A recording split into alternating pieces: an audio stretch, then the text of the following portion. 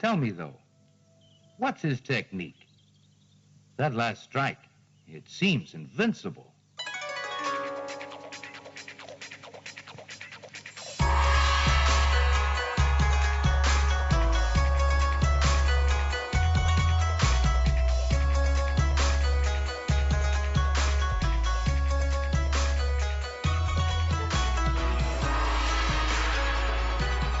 Hello and welcome to Sons of the Dragon, the Immortal Iron Fist podcast. My name is Connor McKenna. I'm Carl Stout. And today we are covering Marvel Premiere 16, which is titled... Heart of the Dragon, which may explain why the colorist, for some unknown reason, decided to turn his dragon brand on his chest flaming red for the first page. Just for that page? Yes. Well then, let's just talk about what was happening in Marvel.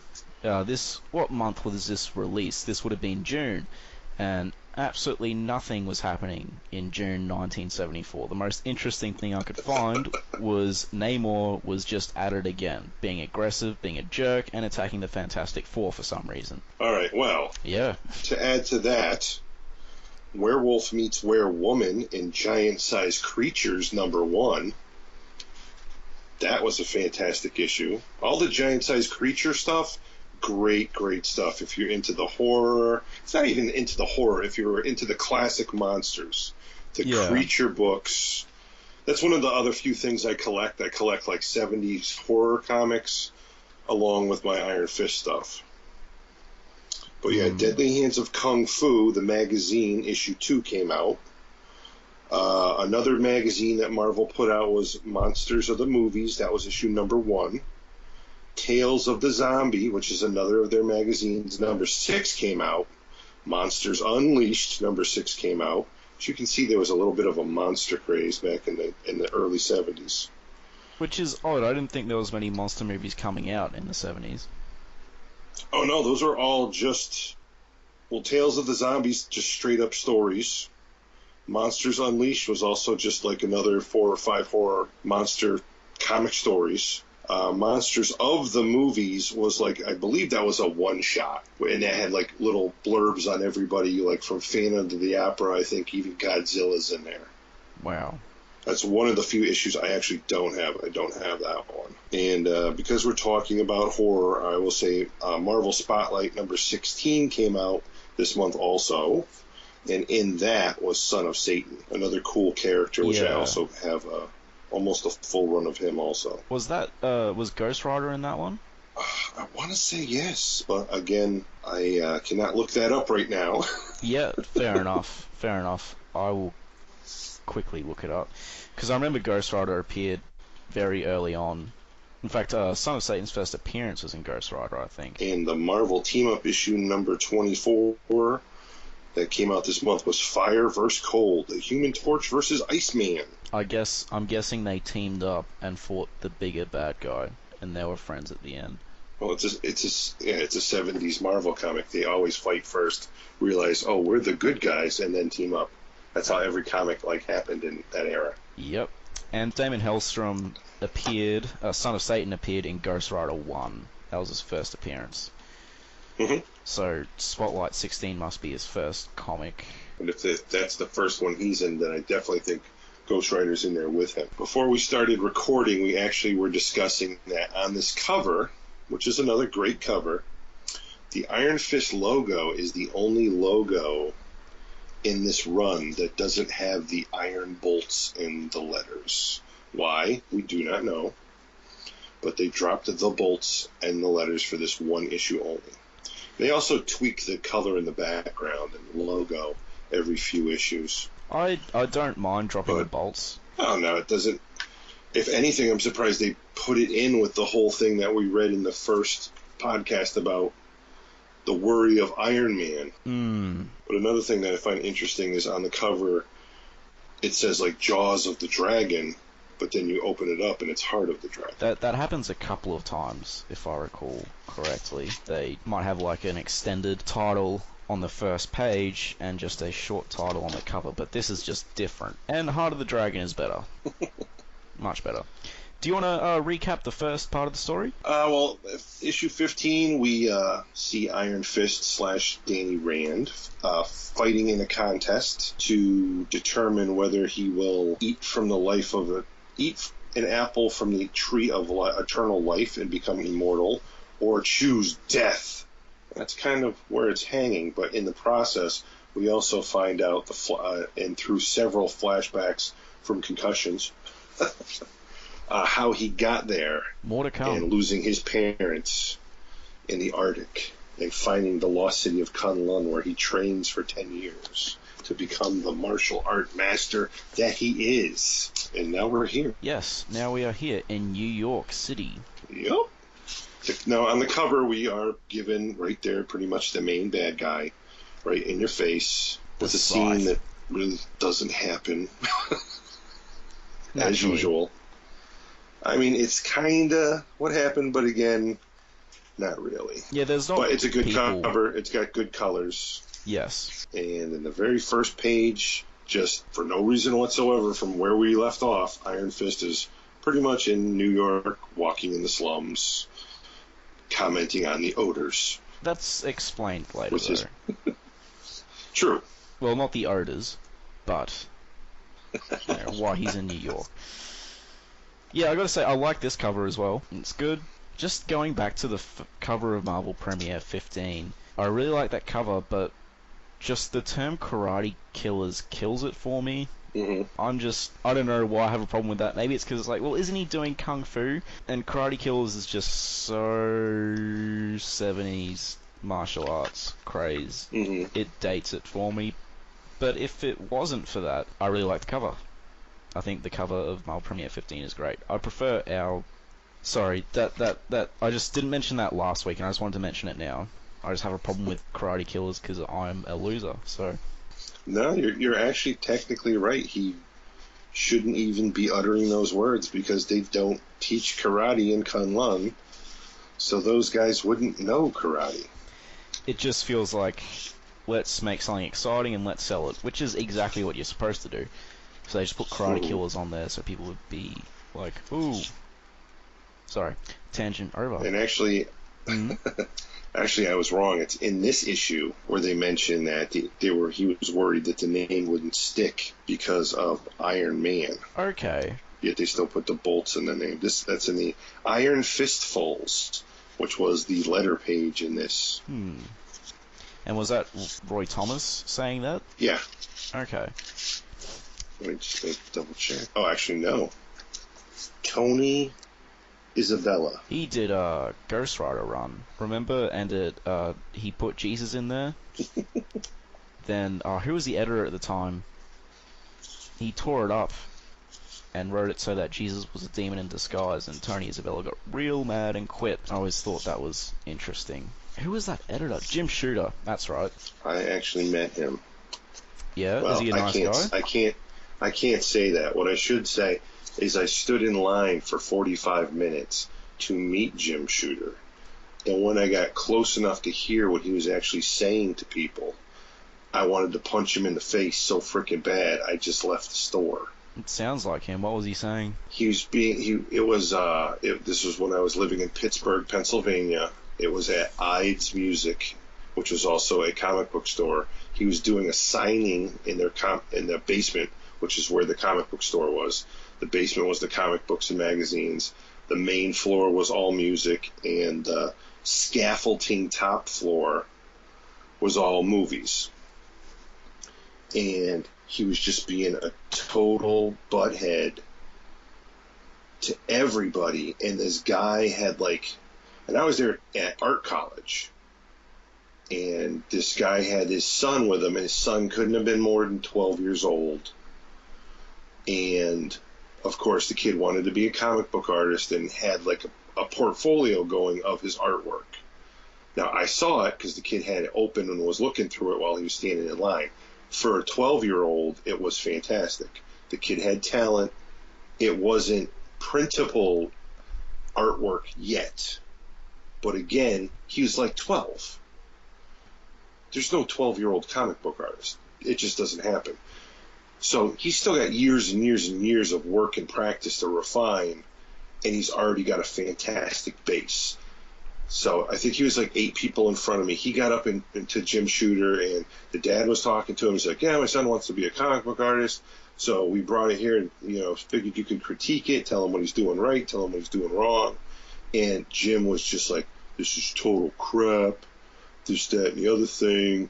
This is wrong, that's wrong. This won't ever get you a job. This work is total unsatisfactory, blah, blah, blah. Just he's a kid. And he's being total dude. Yeah, sounds like an and I was literally with 4 other guys, all from art college, and we were just standing there with our jaws open. And after he was done talking to the kid left in tears. And I just turned to him and I'm like, I can't meet this guy right now. I don't want to meet him anymore. And they're all just like, we're right there with you, man. Let's just go. It doesn't surprise me. He has that. And then we all basically stood outside, chain smoked, and discussed whether we should just wait till he leaves and kick his ass. He has that. He already has a real rep for being, a hard case, and that story doesn't really. Remember our age difference. This was 23 years ago. And how old are you? Yeah. He actually. So this guy's been a douche for a really long time. He was already working drawing for comics at 13 years old, so he must expect the same off everyone else, I guess. And I also, that same year, met John Byrne. He's a character. It went almost just as well. In college, no job. Hooked up with a ride to Ohio to a con.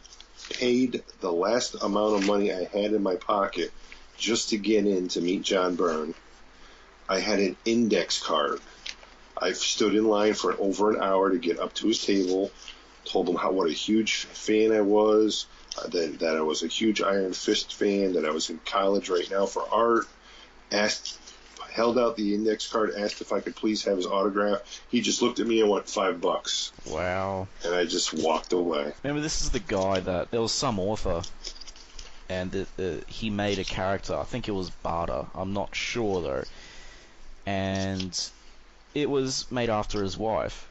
So John Byrne hated this guy and put that character in a porno with Superman just to say screw you. Nice. Yeah, so I mean I love his artwork, I love his work, but I'm not sure I'd be first in line to meet him, because I would be terrified. I found with John Byrne's artwork, it really depends who's inking him now.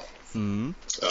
I'm totally blanking on his name. Terry, somebody, was probably the best guy out there to ink his work. But we're totally getting off track. Yeah, no, we're just talking. We're just bad mouthing celebrities.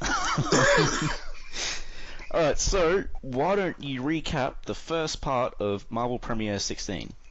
Well, not recap. Tell us what happened. All right, so Danny is cruising the streets of New York City, and we already know from the flashbacks from the first issue that he is there for revenge. And just walking down the alley, he hears someone moaning down an alley. And being the guy that he is, he's got to check this out.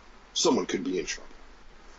And of course, it's a trap. And we quickly find out that first he's outnumbered by 4 goons, loaded with your typical goon weapons: the pipe, the knife, the maid with the candlestick in the library. I mean, no, wait, that's a board game. But someone is offering, even though he just got here from a mystical city that he's been in for over 10 years training, someone has got a price on his head already of 10 grand for the dude wearing the Dragon brand, which is correct. It is a brand. It is not a tattoo. Yes. And there's a freaking picture of it. The guy's got a pamphlet. Like somebody's handing these things out. And of course, then they say, dead or alive, it says. So they all decide to jump him. He quickly shows him why he's wearing this funny outfit. Because he's a martial arts guru. And double blocks, disarm the first 2 guys. A well-placed elephant kick makes the other guy lose control of his bladder. It looks like it's also got some blood coming out. And then a blow of the hammer gets the other guy in the gut. Then a lock block turns a bayonet stroke away from his head, and A bare thrust steals the breath from another. So he's kicking this guy's butts, but again, gets a little bit too cocky, gets a blow to the back of the head, and we all know what that means. Flashback! Concussion. So this first part, obviously we already covered the title page. I guess I'll explain what's going on in the title page. So the cover shows Iron Fist fighting, well, a very aggressive figure, to say the least. He has a scythe with a chain wrapped around his neck. Mm-hmm. And there's people on looking. His name is the scythe. Yep. There's people looking at them, and Iron Fist is smashing the ground, sort of flailing, trying to get out. And yeah, that's pretty much it. There's obviously melodramatic dialogue there. Your kung fu fireworks won't help you, Masked Man, not against the scythe. And then it has Iron Fist's thought bubble. I can break chains, smash concrete with my bare hands, but if he strikes me with that razor-sharp blade, I'm a dead man. And at the bottom, as we said, it has Jaws of the Dragon, even though the story inside is called Heart of the Dragon. Yes. And, you know, it starts off with Stan Lee presents Iron Fist, the Living Weapon. Len Wein was the writer of this one. Dick, do you know how to pronounce that? Giordano? He was the inker. The colorist and letterer was a Glynis Wayne and L.P. Gregory. Roy Thomas was co-plotting this one. And Larry Hama was drawing this one. Penciling this one, I should say. I think Larry Hama's here. Is he here for more than one issue? I think he is. I'm pretty sure, yeah. And he does a good job taking over from Gil Kane. There's no quality drop or anything. It's, it's still consistently good. Again, I think the segment we just covered works a lot better in black and white. You're going to say that about every issue. I'm not, actually. I've written notes down that don't do that. But if I did say that about every issue, I would probably be right. But no. I just think it's describing how New York is this grimy place with messy odors and stuff, and I just think the black and white suits that better than these bright, vibrant colors. True. And the back alley fight and everything, again, I think it's supposed to be grimy. Maybe the bright colors for Iron Fist is fine, but bright colors for everything doesn't particularly do it for me. Power Man and Iron Fist is a different story altogether. I believe that that whole thing should be in full vibrant color. And I think, yeah, the fight's still good, and I like how he snuck up on. Shows he's not superhuman, not yet anyway. Mm-hmm. He just gets a pipe to the back of the head and concussion from it, and another flashback, obviously. What did you think of it? Still well thought out panels. Obviously, someone who knows how punches and kicks are thrown and correct blocks are done. So that all worked great. The one thing I found interesting is the complete lack of background. Yes, that's why the major panels. That's another reason I think the black and white works better, because it's really obvious in the colored version. Mm-hmm. And you mentioned before the reward, that there's pretty much a bounty on him as soon as he gets out. And if I recall correctly, that is actually explained later, isn't it? Yes. Okay. Just double checking, because otherwise we would be tearing that apart. But if it's explained later, then yeah, no, it's still solid. Yeah. Do you remember that whole panel in Immortal with him and Orson Randall beating up those goons with all those crazy names for their techniques? Yeah. That was awesome. Just thought I'd say that. Jumping way ahead there. Yes, way ahead, but it's going to be a while, so... Just jump 35 years. Alright, so reeling in pain causes him, of course, another flashback, and we pretty much go right back to right after his mother is killed now, where he is brought by the guys who just saved him with their crossbows from the wolves into the mystical city of Kun-lun, where he, of course, is brought to meet UT, the august personage of Jade, and he is welcomed. And I always found it a little odd that it was his full name. Welcome, Daniel Rand, to the city of Kun-lun. I'd be like, who are you, Cobra Commander, and why do you know my whole damn name? I don't know. UT pretty much welcomes him and says, we know of your father's fate and the fate of your mother as well, and our hearts grieve openly for them. And he pretty much says anything you want, merely name it and it will be yours. And the 9-year-old basically says, there's only one thing I want, mister. I want revenge. Look at those adorable little freckles on his face and everything. You know? And UT basically says, you asked for the one thing that we cannot give you, my son.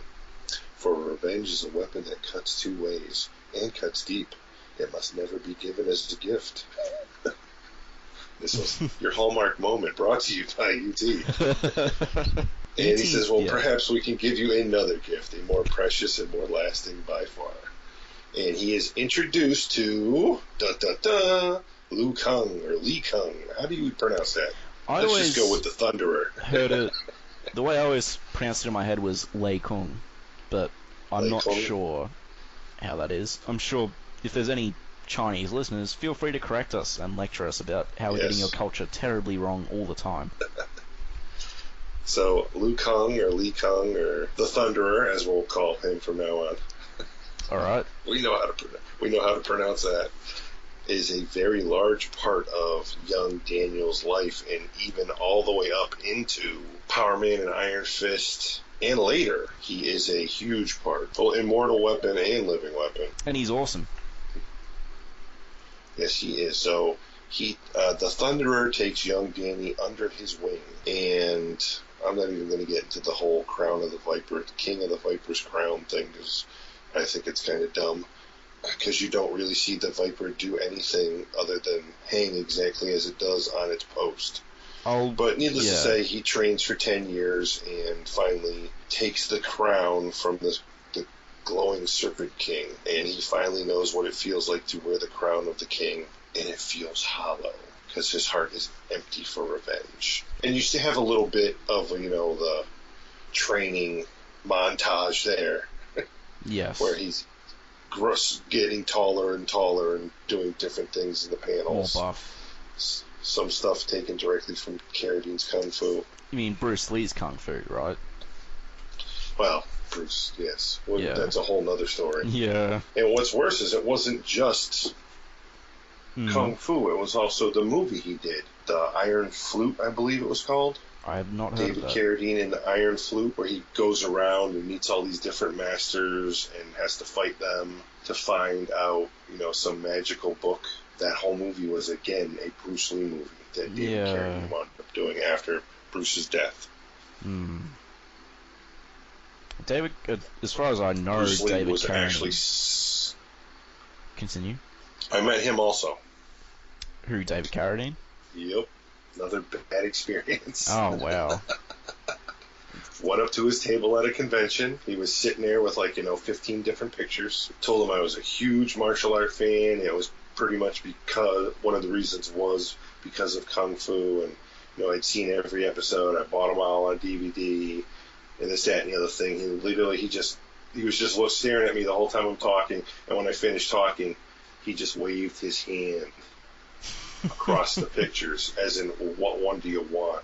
And I said, I'd like that one. And his helper then picked one of them off the pile that I pointed to, asked me my name, and I said, and he was just like, with a C? And I'm like, no, with a K. And he slid the picture over to David. David wrote, to Carl, David Carradine, with a little quick yin-yang symbol, and handed it to me. I took it.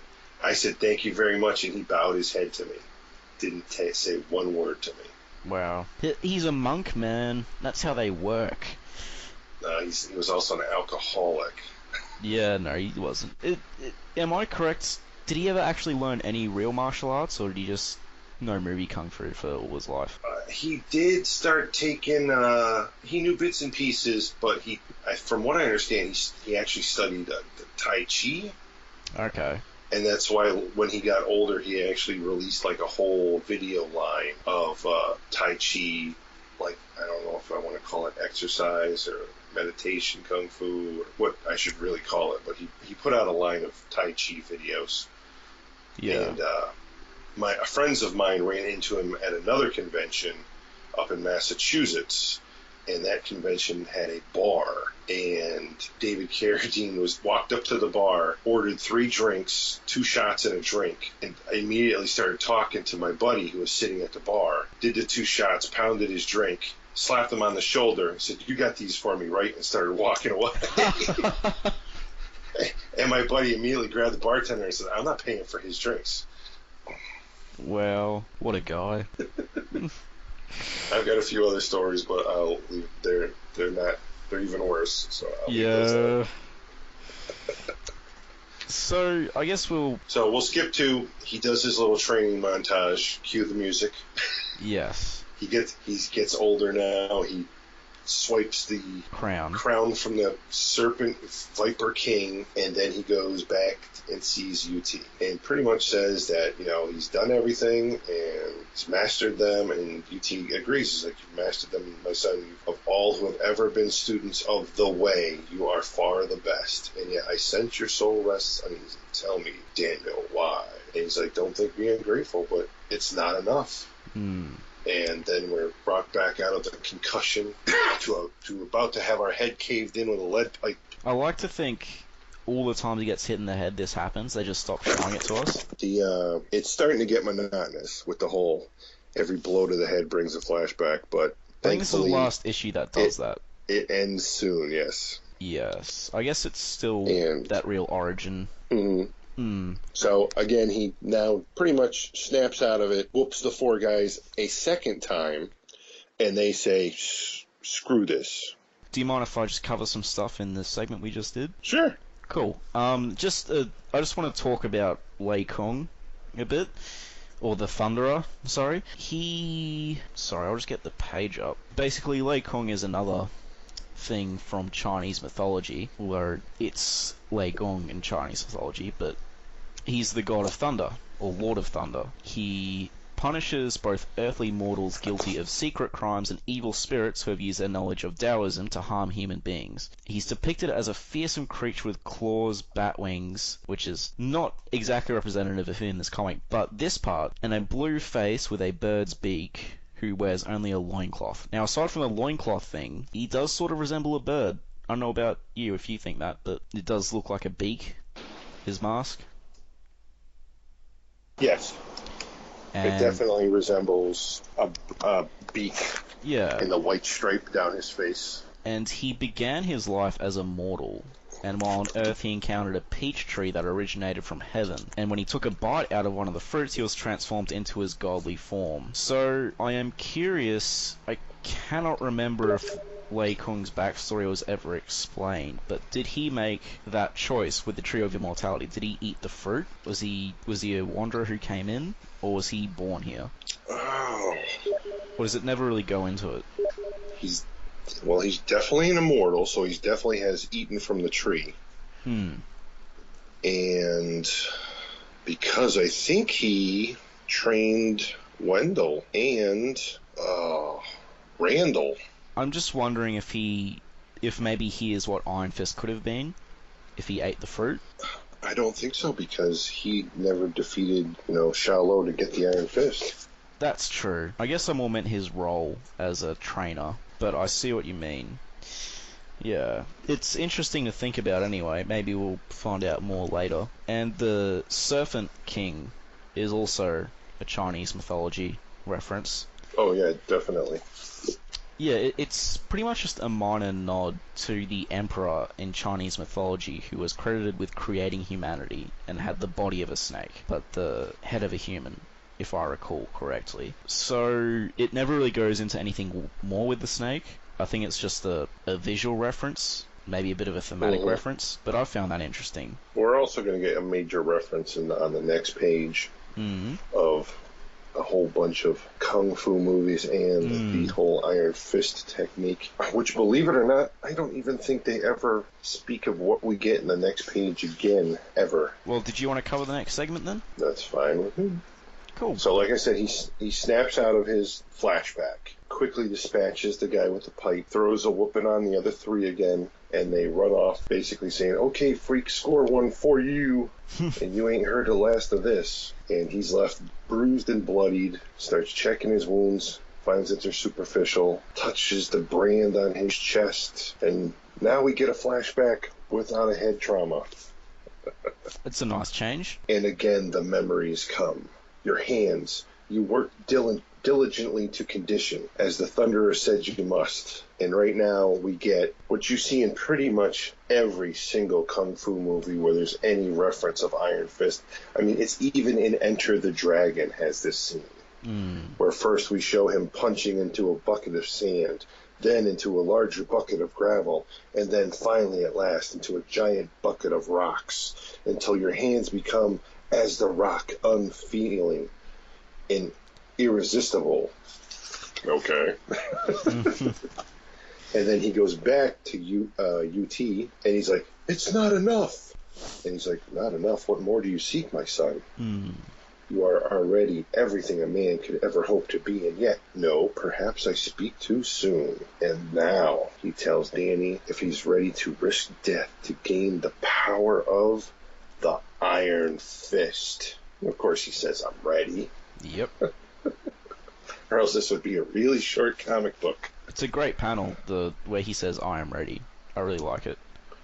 Yes, it is. And so with a heavy heart, UT explained what he must do. And at dawn, he found himself approaching a towering cliff just beyond the Eternal City, shouting an angry challenge at a pair of ornamentally carved doors set in the mountain face. And what comes out of those giant doors? A huge effing red dragon.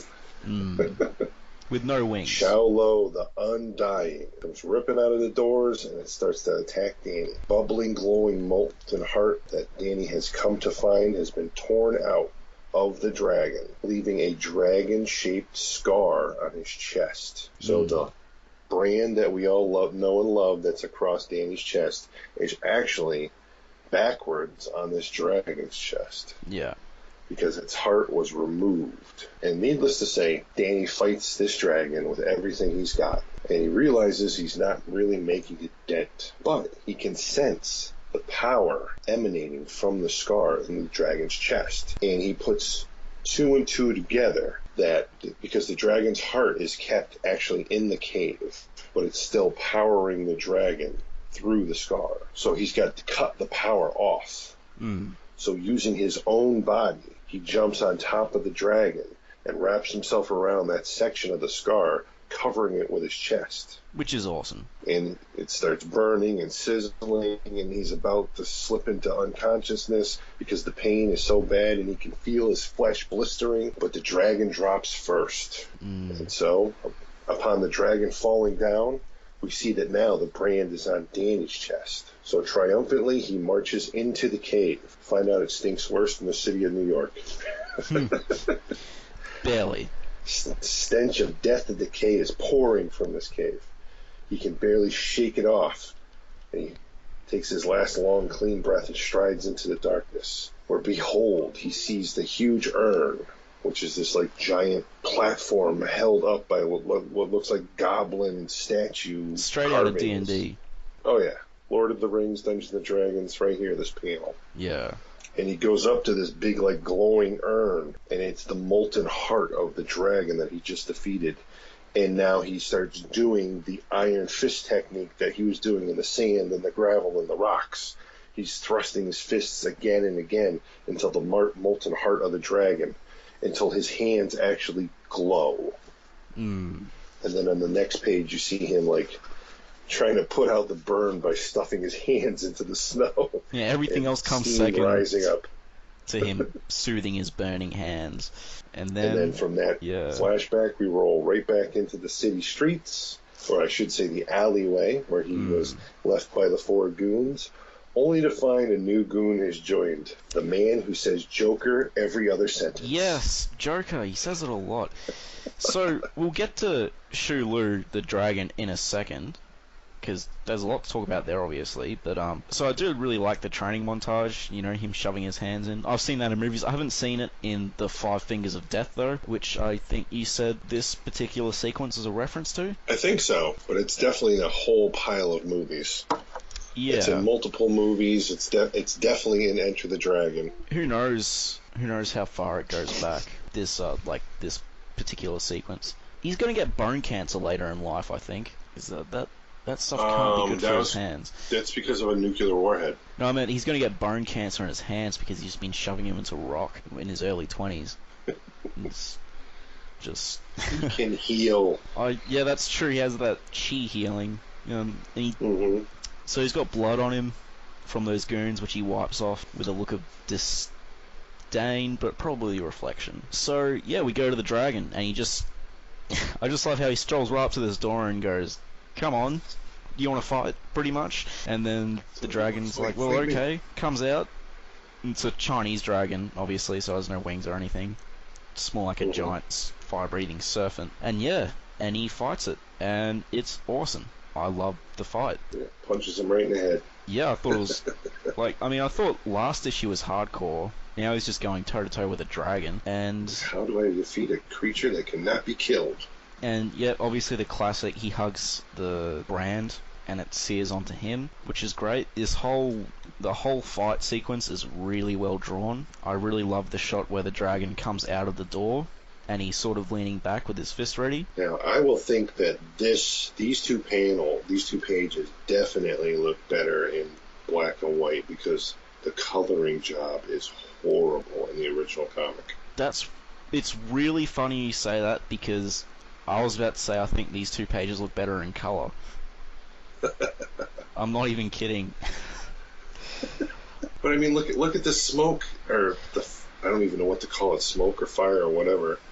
The colorist didn't even try to stay in the lines of the fire breath. I guess I'm looking at the Masterworks, so maybe they cleaned it up in the Masterworks. They don't have any smudges on the outside or anything. Oh, the original looks like somebody just used a fat magic marker and scribbled over them. Okay, yeah. I mean, there's color bleed everywhere. Yeah, there is no color bleed in the Masterworks. Do you have a copy of the Masterworks? Not on me at the second. Okay. You should look at it before next episode and tell me what you think of this particular sequence anyway. But I'm not... It also looks really good in black and white as well. This is just the one part I prefer in color, somehow. But yeah, I love the hugging of the dragon, and the brown on his chest looks like it hurts. It's funny with the bit of spoiler territory, but with the future Iron Fists, and you know how that kid has the brand on his head? That must have hurt, right? Like, did he just shove his head in there? Had the female had it on her thigh. That was strange too. How does that happen? And that should have been sideways, not straight up and down. It makes sense if it was like on your foot or your hand. Chest is the best, obviously. So yeah, and the panel where he looks down at the burning brand on his chest is really, really good, I think. Probably my favourite from the two pages, besides maybe the D&D wear. It's just, I love the smoke effect coming from it, and I love, I just love it all. I love him plunging his hands into the heart of the dragon over and over again. I think what makes some of this really, really good is the way the shading's done. The shading just seems really, really top-notch. Especially, I mean, the artwork in these sequences with the dragon and his lair, I think, are so much better than the artwork in any other part of this issue. I'm definitely going to have to check out the Masterworks, because these couple pages, to me, look actually pretty weak. Okay, yeah. So I'm going to have to see how much they tightened it up. Definitely check out the Masterworks, and the Essentials if you have them around as well. Yeah, those are buried in the basement also. Okay, we'll talk about it next time then. So, yeah, and obviously it's pretty funny, just his hands are hot, just douse him in the snow. I know later on it says he uses the dragon's chi or something. I know Immortal explained it pretty well, but I did prefer this early on idea that it was, like in the first issue, the chi represented his will to live, you know what I mean? I'm not sure if that's still the case here, but I guess we'll find out more about it as we read on, so it's a bit confusing right now. Well, his powers actually changed quite a few times. Because originally it was him being able to focus his entire life force like into a concentrated hit, and he could only do it like once or twice a day. And it wasn't considered very draining. It wasn't considered supernatural either, because he'd just been trained by these people at Shangri-La. But now with the dragon's power, it's going into that mystic territory. Right. And then later it became that his life force, or his chi, was now mixed with the dragon's chi, which was, of course, his super chi. And that's how he could do the stuff that he did with the Iron Fist. And then they changed it again to being like pretty much like your key to this force of nature that's just out there that can be tapped into. It was like a river of power. And they even tie it into the whole Phoenix thing. That was strange. I'd have to read that again. I don't want to read it again because it was in that New Avengers run, which is one of the most boring things I've ever read. But and that just a tangent here. They go to Kun-lun and everything, and it just ignores continuity, as I mentioned before we started. And then it turns out to be a freaking Spider-Man story. Iron Fist is just there to take them to Kun-lun, and that's it. And it has no real bearing on the story later anyway. So I don't really understand the point of that whole thing. I don't know. I didn't read all of it. Yeah, well, yeah, don't bother. Don't bother, it's not worth it. So I guess we'll go to Scythe, who loves saying Joker so much. Yes, thanks, Joker, for saving me the bother of hunting you down. And they engage in a fight. Joker has a weapon it's a scythe with a heavy ball attached via this long chain. A Kasari Gama. Japanese in origin. It's a weighted chain designed to pull its victim within the range of the razor blade. You assume the cat stance. Before I forget, I just got to say that I love the second person narration. It just gives it, I don't know, it just gives it this, charm, and I love it. And I wish they didn't get rid of it. Yes, it is quite interesting that it does go in and out of that. Like, all of a sudden, you're the Iron Fist. Because it says you assume the cat stance. It doesn't say Iron Fist assumes or he assumes. You assume the cat stance. Well, it gets you more involved in the story. You sense the speed of the studded steel ball as it hurtles towards your head. It gets you more involved in the story. At the last possible instant, you snap your head to a side. And he says Joker like 2 more times. Yes, Joker. Is he supposed to be Australian? I don't know. He comes off as Australian. I don't think he ever appears again. Which is good. Although I love the fight and I love his weapon. He just says Joker too much. He never says mate or anything. So yeah. Who knows? Who knows? So he gets bonked in the head, and there's not a flashback. You are correct. And in the shoulder. And then he gets the chain wrapped around his neck. Just like on the cover. Oh, the cover was accurate.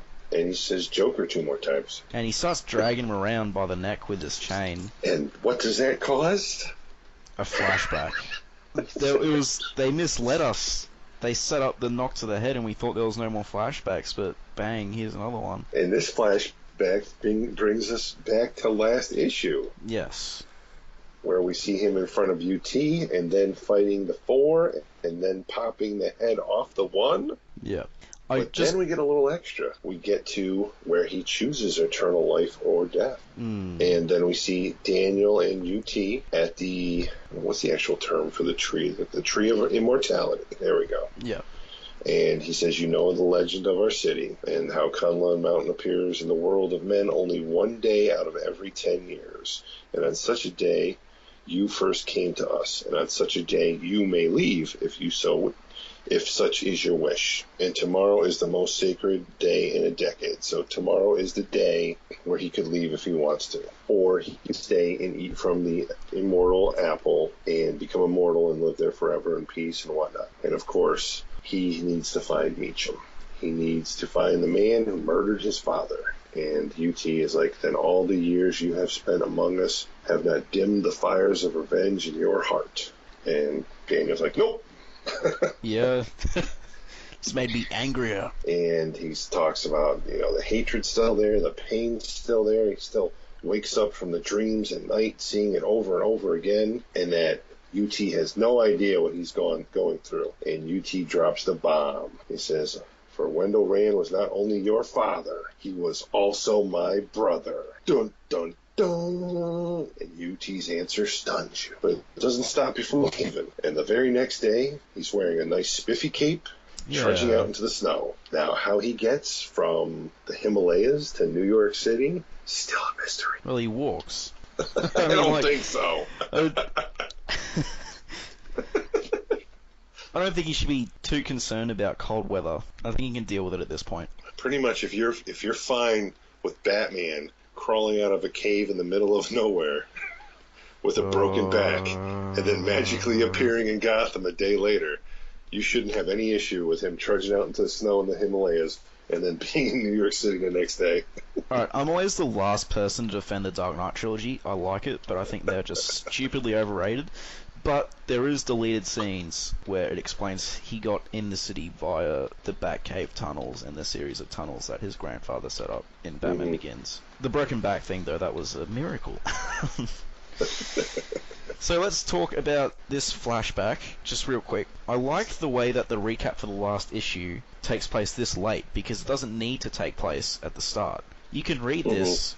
You can read this without reading the first one and follow what's going on. Yep, exactly. You don't need any intro to the beginning of the story, because it's a straight-up kung fu revenge story. It doesn't fall into that trap where they always have this huge recap at the start of every issue. And obviously, I love the second-person narration. It gets you more involved with the story. I think it makes you feel more connected to the character.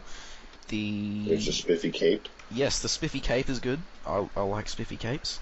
The fight's good so far. It gets better. I love the way the fight ends. And yes, so the choice, the Tree of Immortality choice, where he essentially chooses death. Obviously, it's probably more of a spiritual death than a physical one. Well, no, it's not. Well, I mean, it is physical death. It's physical death in the sense that he doesn't get immortality, but I think it's also it's also supposed to be a spiritual death. You know, he doesn't choose the wise path. He essentially hasn't learned anything from his time in Kun-lun, because he's still after this revenge idea instead of letting it go. And from what I've read of Living Weapon, that's what I really loved about it. It went into this choice and how it's affected him. Whereas by the time Power Man and Iron Fist is over, it just sort of swept under the rug. He adjusts pretty well pretty quickly. But Living Weapon, and to a lesser extent Immortal, brought back the impact of this choice, and I was a very big fan of that, because this choice is one of the most important moments in these two issues, in terms of characterization. I love the art of Kun-lun. This is another sequence I prefer in color. I like the way the tree looks. I'm guessing you don't prefer it in color. I'm definitely going to have to see what version you're looking at later, because again, it's very smudgy, wishy-washy and smudgy.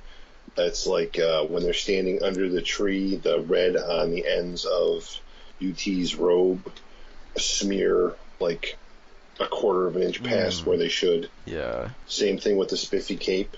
The red of the cape is smeared all out of the lines. Definitely look at the masterworks, because I have none of that here. But yeah, this choice, it's probably one of my favorite moments in the whole series, is him making this choice, because it has real life connections as well. You know, people who don't let things go, stuff like that. Definitely. I mean, he gave up the perfect life of peace and harmony for revenge. Yeah. That's a heavy, just for holding on to step. Negative energy, essentially, instead of moving on with your life. And he gave up immortality, inner peace, wisdom, which is a choice that will haunt him. I wonder, I'll come back to just the brand for a second. So it's a burn mark, right? Yep. So it'd be interesting to see how they do it in live action. They're probably just going to paint it on, but I find it odd that it just looks black all the time. Like, it does just look like a tattoo. Yep.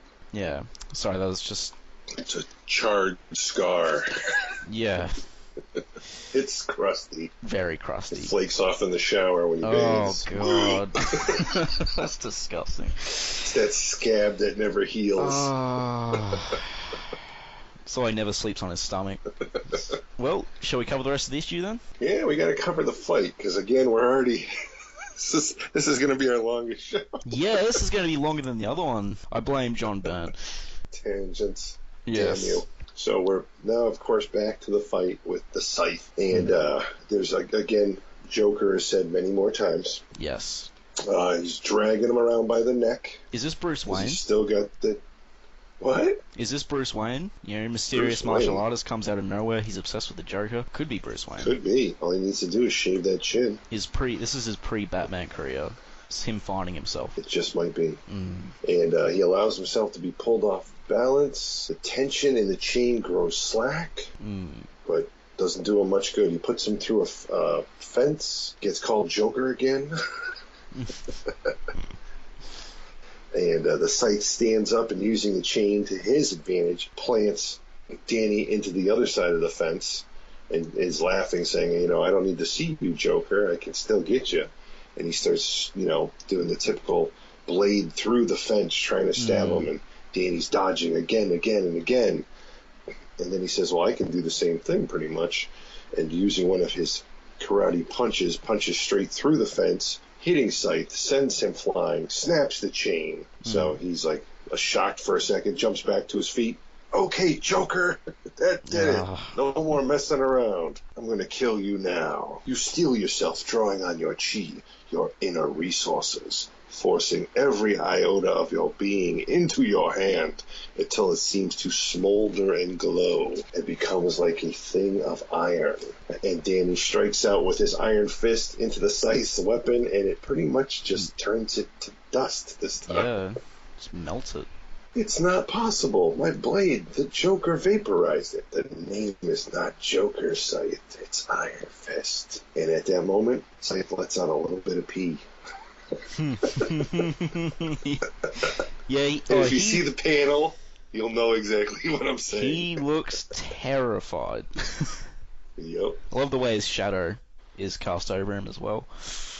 Mm-hmm. I love the whole panel before it where Iron Fist is like, I'm done with this. Oh, that page is great. Game over. Yep. He looks pissed. So, with his weapon destroyed, and he already knows he's outmatched fighting-wise, he spills the beans on the guy who hired all these goons to find and kill him.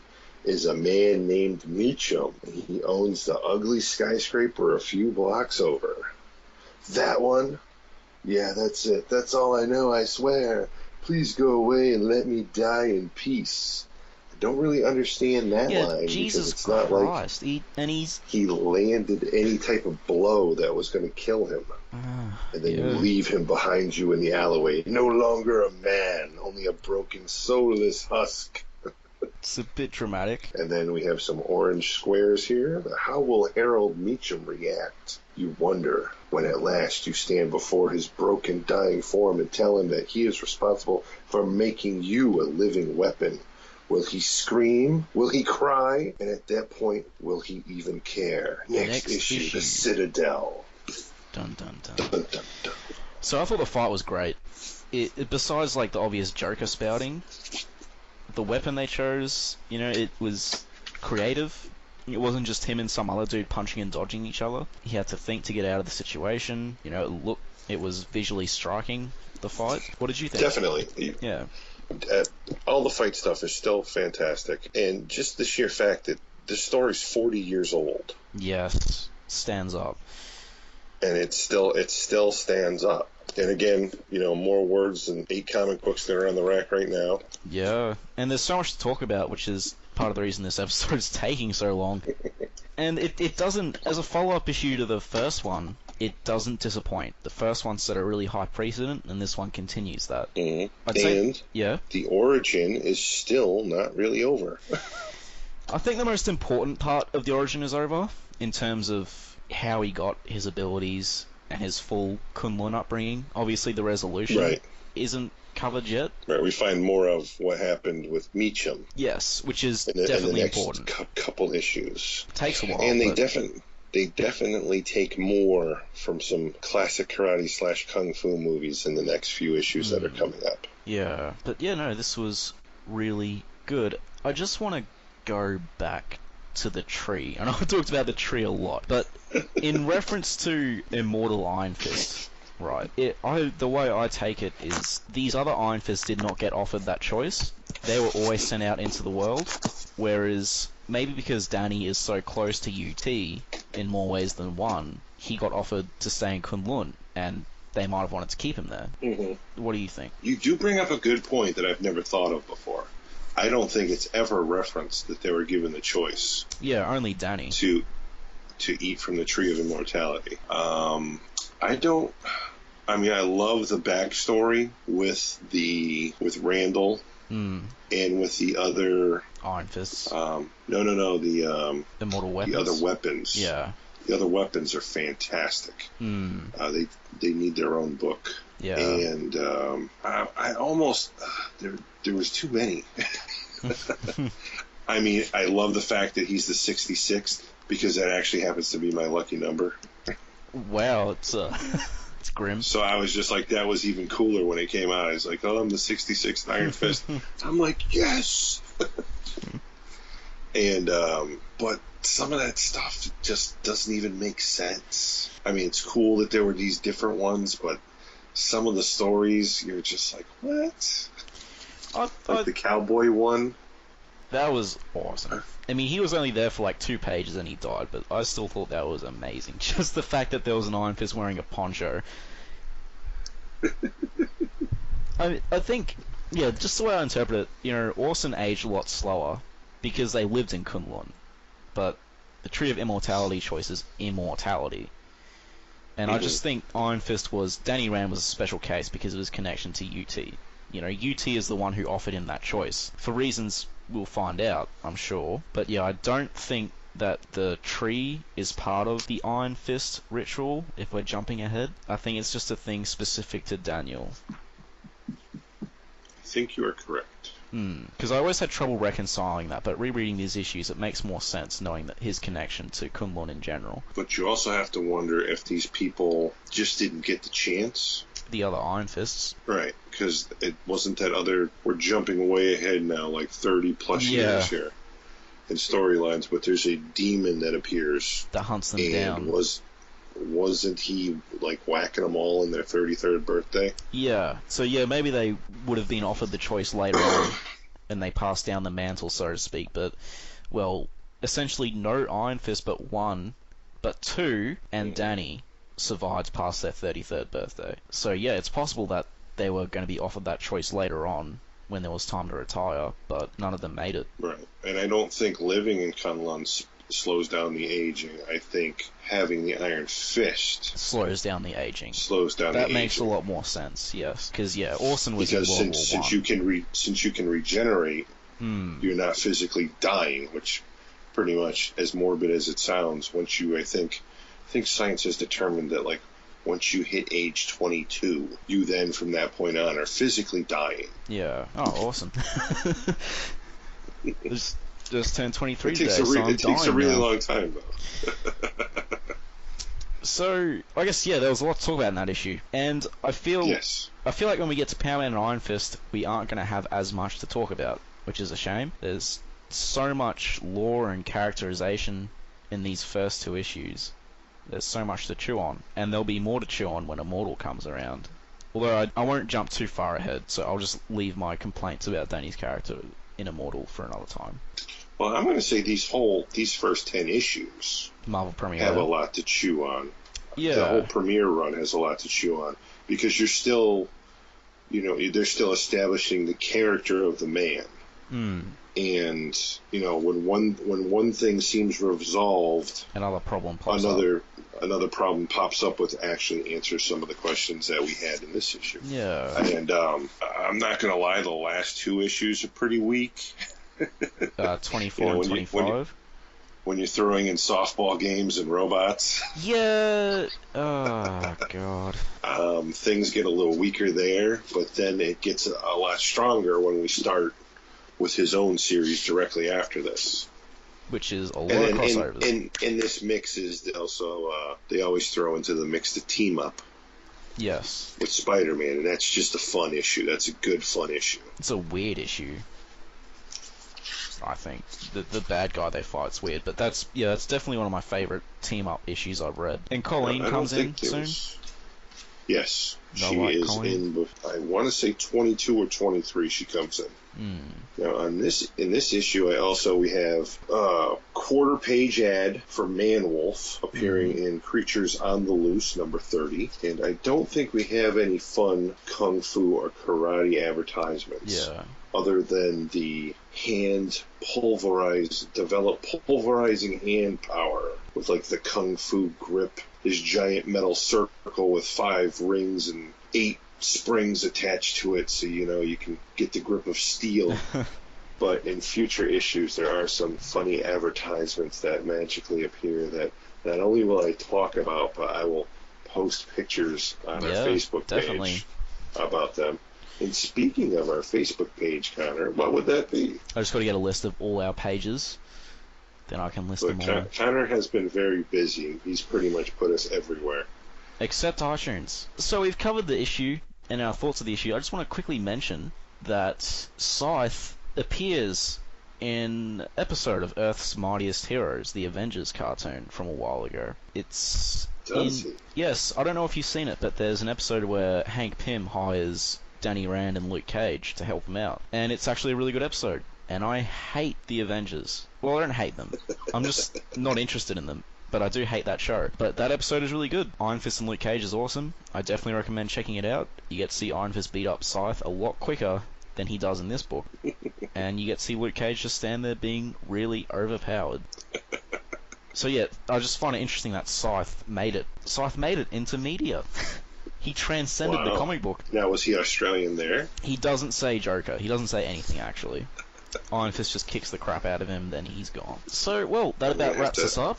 I'll have to hunt that down because it is on Netflix. Yes, hunt it down. Just Google Iron Fist and Avengers and you should be able to find it. But that wraps us up for this issue, I think. Oh, definitely. Yes, so contact us.